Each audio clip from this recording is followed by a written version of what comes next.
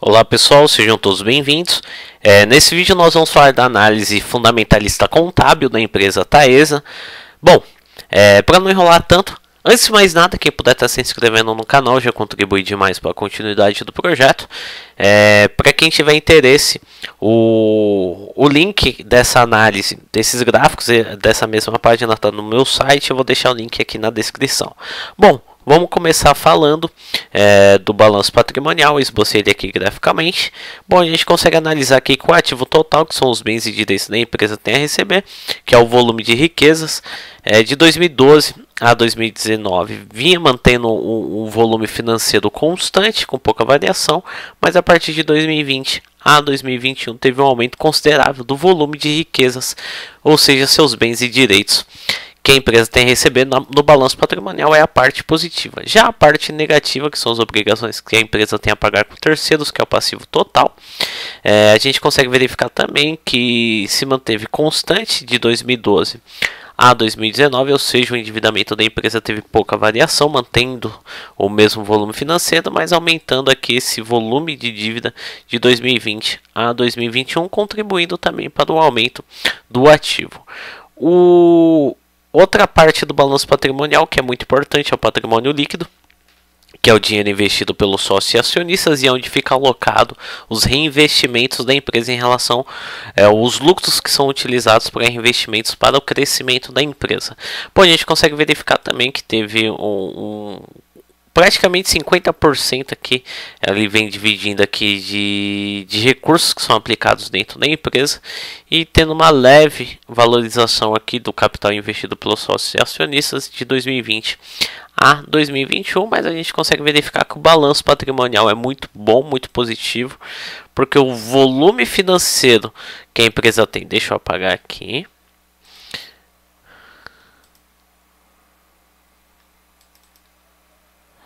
o volume financeiro, ou deixa eu limpar, o volume financeiro da empresa é predominante através de bens e direitos, ou seja, a empresa tem bem mais bens e direitos a receber de volume financeiro do que obrigações a pagar. Bom, vamos falar um pouquinho de algumas contas dentro do balanço patrimonial. Uma delas é o caixas equivalentes, que é o dinheiro que a empresa tem disponível. Veio em queda de 2012 a 2014, mantendo um volume pequeno de caixa alocado dentro da empresa, aumentando esse volume de caixa de 2020 a 2021, ou seja, em 2021 a empresa tem bastante capital alocado, ou seja, para ser dinheiro de alta liquidez, de liquidez imediatíssima para ser utilizado aí nas aplicações e operações da empresa. Bom, a gente tem um contas a receber, que são as vendas que a empresa tem de curto e a longo prazo, ou seja, são as vendas a prazo da empresa, ou seja, aqui por ela ser uma empresa de distribuição de energia, então dificilmente ela faz venda a prazo. Aqui essas vendas a prazo geralmente são acordos que a empresa faz para receber de seus clientes. Às vezes a pessoa acumula, não consegue pagar, quitar a sua conta de energia e acaba negociando. Então, por isso do volume financeiro de contas a receber não ser tão alto assim. Porém, em 2012 e em 2013, o volume financeiro de contas a receber da empresa era altíssimo, mas a partir de 2014 e 2021 teve uma redução aqui desse contas a receber, ficando nos volumes bem satisfatórios, bem razoáveis aqui de contas a receber, mas para o mercado de atuação da empresa, esse volume baixo aqui não é preocupante. Bom, vou falar da composição do passivo, que são as obrigações que a empresa tem a pagar com terceiros. Aqui eu desmembrei aqui o passivo total da empresa no período de curto prazo e a longo prazo. E nós já batendo o olho aqui, que é o passivo não circulante, são as obrigações que a empresa tem a pagar acima de 12 meses. Esse volume de dívida de empresa, esse volume de dívida a longo prazo é bem superior da dívida a curto prazo da empresa, que é as barrinhas azuis. Então, para a questão de fluxos de caixa, isso aqui é muito positivo para a empresa, porque a empresa tem suas dívidas negociadas, suas obrigações que ela tem a pagar com terceiros para um período acima de 12 meses, então a empresa tem tempo suficiente para poder gerar caixa e honrar essas dívidas com tranquilidade.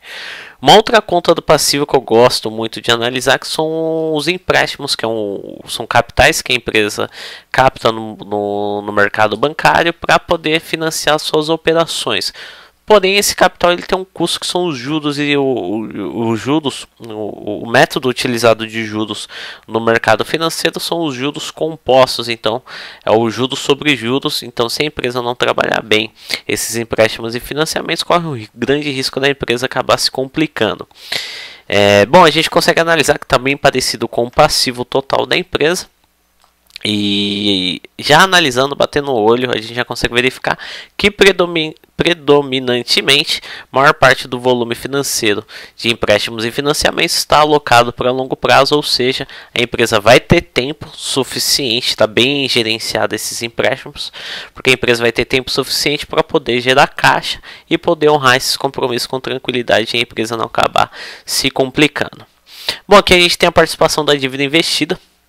Então aqui a gente pega a participação dos empréstimos e financiamentos no capital todo investido, que é o patrimônio líquido, mais os empréstimos e financiamentos, que são os capitais, que são semelhantes em relação a aplicações dentro da empresa, porque são capitais que são utilizados para investimento das operações da empresa, visando o seu crescimento. Mas o ideal sempre, visando em questão de análise econômico-financeira da empresa, o ideal é que maior parte do capital investido da empresa seja de recursos próprios, que são recursos investidos no patrimônio líquido, que são recursos que não têm custo, né, custo com juros. E juros acabam impactando aí no lucro líquido da empresa. Bom, analisando o gráfico aqui, se estiver abaixo, o ideal é sempre que esteja abaixo de 50%. Se estiver abaixo de 50%, identifica que a maior parte dos recursos investidos dentro da empresa é de recursos próprios. Se estiver em cima do patamar de 50%, quer dizer que a empresa tem mais recursos de terceiros financiando a empresa do que recursos próprios. Mas de 2012 a 2021, praticamente metade dos recursos que são aplicados dentro da empresa, metade são de empréstimos e financiamentos e outra parte é financiada através de recursos próprios. Bom, aqui a gente vai falar um pouquinho da questão mais operacional, que é do DRE, falar um pouquinho de vendas e resultados. Bom, a gente consegue verificar que o volume de vendas da empresa vem crescendo de 2012 a 2021, vinha estagnando aqui com pouca variação entre 2012 e 2019, porém aqui em 2020 a 2021 a empresa despontou em relação ao volume de vendas. Isso daqui é muito positivo. Mais vendas, mais dinheiro. Bom, aqui a gente tem um resultado bruto. O resultado bruto está acompanhando aqui mais ou menos a tendência da receita líquida. Vinha com pouca variação de volume financeiro de 2012 a 2019, a partir de 2020 aqui a empresa despontou. Já o lucro operacional, bem parecido com o lucro bruto, variação aqui de 2012 a 2019, despontou aqui a partir de 2020 a 2021, tendo um principal destaque no ano de 2021.